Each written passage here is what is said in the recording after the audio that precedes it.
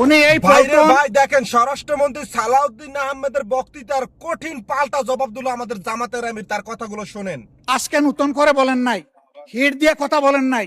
আজকে আমি সুস্পষ্টভাবে দায়িত্ব নিয়ে বলছি, এই পার্লামেন্টের সৌন্দর্য বিধানের জন্য উনাকে দুঃখ প্রকাশ করতে হবে এবং উনার বক্তব্য সংসদের এই কার্যপ্রণালী থেকে এক্সপাঞ্জ করতে হবে। মাননীয় স্পিকার, আপনাকে ধন্যবাদ। আমাকে আগে সুযোগ দিলে ওনার কথাটা শুনতে পেতাম।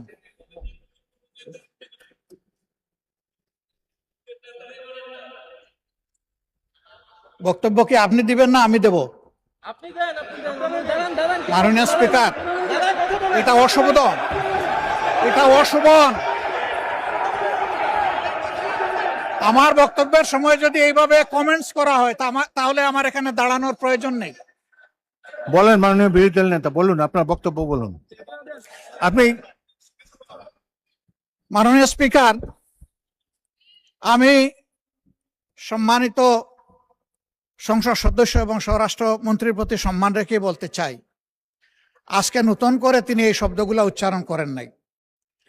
সংসদ অধিবেশন যেদিন থেকে বসা শুরু হয়েছে সেদিন থেকেই তিনি তুচ্ছ তাচ্ছিল্য করে সবাইকে বক্তব্য।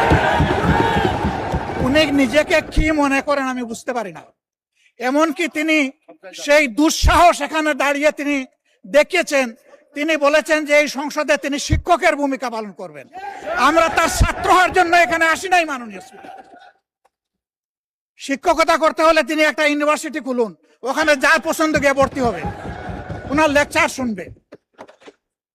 আজকে একই বক্তব্যে দুইবার উনি অ্যাটাক করে ফেললেন। আমার সঙ্গীরা তো মনে করে, আমি নিজেও মনে করি যে এইটা কালচারাল না, এইটা পার্লামেন্টারিয়ান ফ্যাসিজম। এটা হওয়া উচিত না। উনি এই পল্টন আজকে নতুন করে বলেন নাই, হিট দিয়ে কথা বলেন নাই।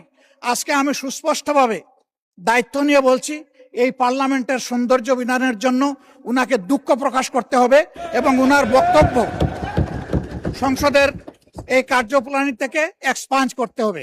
যদি এইটুকু করে আমরা বসবো, না হইলে এখানে বসা অপমান নিয়ে আমাদের এখানে বসার কোনো প্রশ্নই উঠে না। মানে আপনাকে ধন্যবাদ।